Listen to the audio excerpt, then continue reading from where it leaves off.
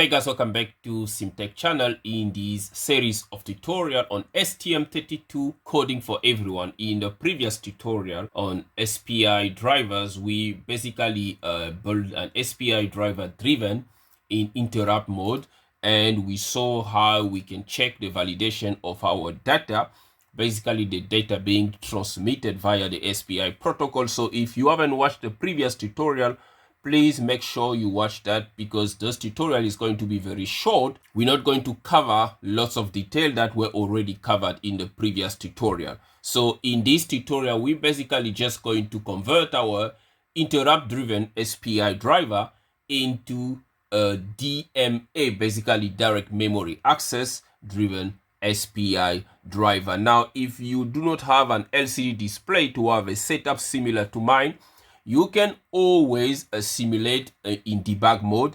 Just to basically show what we're having here, we're basically transferring data right from the TX buffer here, okay, into the RX buffer. So we're basically doing a loopback test. So basically we configure our microcontroller here, STM32, as a master and slave by jumping the MOSI and the MISO pin together. That way we can just do a loopback test. The same loopback test you can perform with RS232, right? So here when I reset my code, you can see the code is running, it's passed, okay, as per our previous tutorial. But now if I pull this wire from the loopback test and then reset the code, you can see that it says fail, and I'm getting 255 because now the transfer is not being completed because I've got validation going in there. So now when I replace the cable back from my loopback test and reset again, then it's passed and we're getting the data. So that's basically what we did last time. And if you want to check that you do not have an LCD, you can go into debug mode. Let's just do that quickly. We're going to enter debug mode now. So let's say switch. Okay. So now as soon as we switch into debug mode, we're going to be on the live expression. So if you don't have variable in the live expression, just make sure you add them. So you need to add the TX buffer and the RX buffer.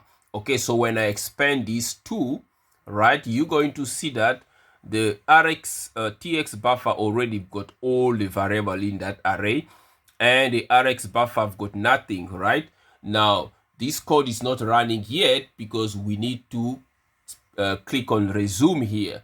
So when we hit on resume, we're going to see that the data will be populated and we're going to get a pass, okay? But now if we restart this process, basically I'm going to stop and enter another debug mode. I can't find the option to restart the code, to basically restart the debugger here on the STM32 Cube IDE. But let's go ahead and restart. Okay, and we switch. Okay, oops, what's going on here? Okay, let's hope that things are still running here, they're not totally broken. Okay, so we're going to expand the TX buffer and the RX buffer again, as you can see. But now before I click on resume, I'm going to pull the loopback test connection, okay, and I'm going to click on resume. Okay, as you can see, it's failed 255, and I'm getting 255 with some funny white character here, which means I'm not getting the data right as they were supposed to be sent. So that basically show what's going on into our code here. But great. So I'm going to stop this now, and we're going to move on into our SPI driver DMA.ioc interface. And this time around, let's just reset there. Okay, please subscribe and like this tutorial if you find it very useful.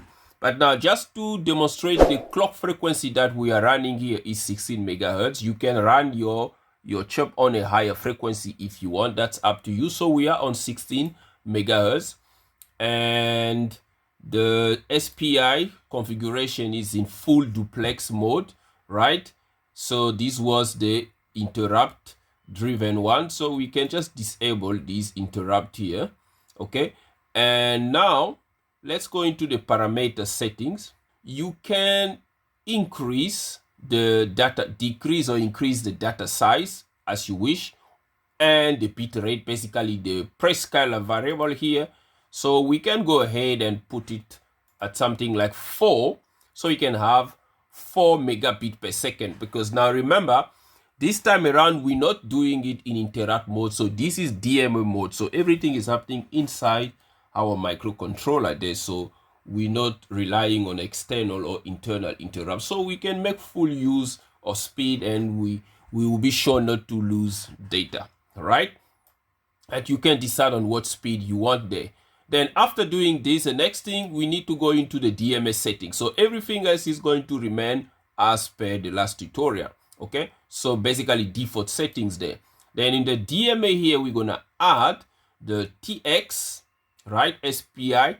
Let's add the TX first.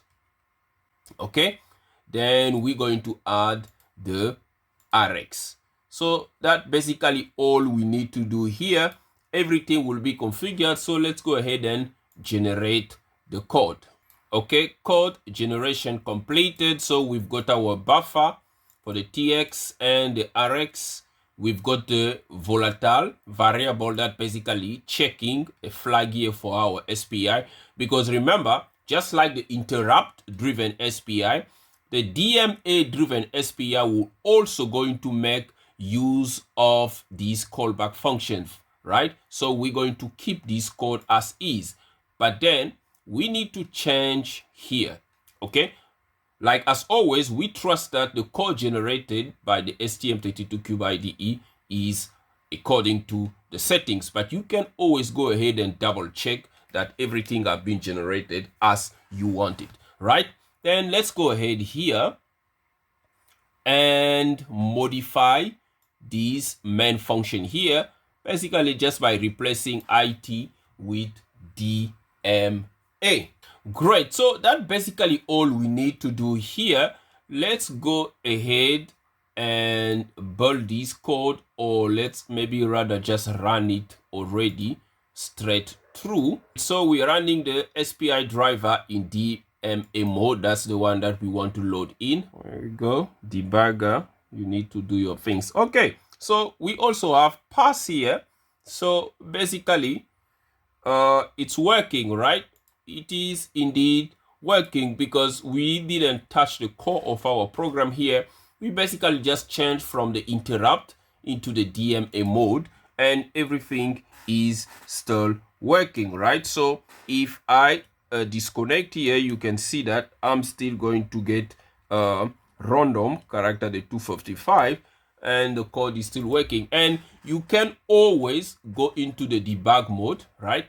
Into the debug mode, and ensure that you are indeed transmitting all the data that are into your SPI mode. As we demonstrated in the previous tutorial, that if you change the size of the buffer, you won't be able to fit everything that is in the TX buffer.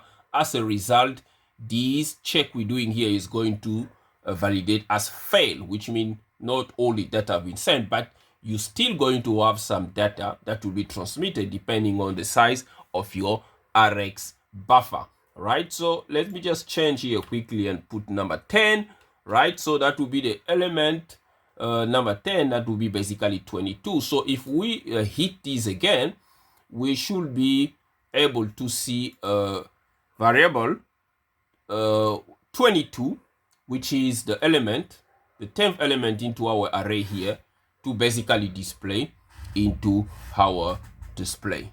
There we go. So as you can see, we've got 22 and pass. So that is it in this version of the tutorial, SPI driver in DMA mode. Thank you for watching. If you found this tutorial useful, please make sure you give it a thumbs up and subscribe to CMTEQ channel. There will be more tutorial in the series of tutorial on STM32 coding for everyone. Until next time, cheers.